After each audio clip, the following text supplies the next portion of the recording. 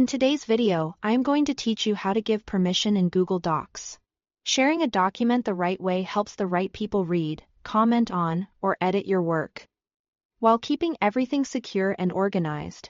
I'll walk you through the process and explain what each access level means so you can choose confidently. Start by opening the Google Doc you want to share. In the top right corner, you'll see the Share button, typically highlighted in blue. Click that to open the sharing window. This is your control center for deciding who gets in and what they can do once they're there. In the field labeled Add People and Groups, type the email address of the person you want to share with. Take a quick moment to check for typos, because access is tied to that exact address. If you are sharing with more than one person, you can add additional addresses here as well.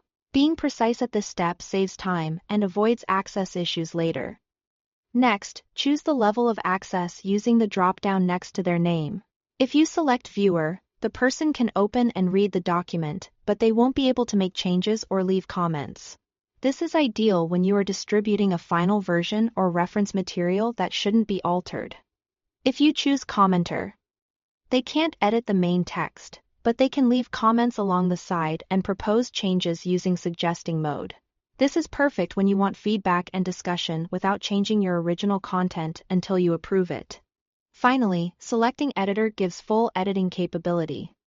Editors can change text directly, accept or reject suggestions, and share the document with others. Because this role includes broad control, reserve it for collaborators you trust to manage content and sharing responsibly.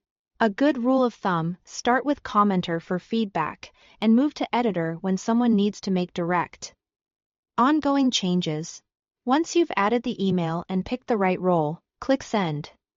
The person will receive an email notification letting them know they have access. If they're online, you might even see their avatar appear at the top of the document as they join.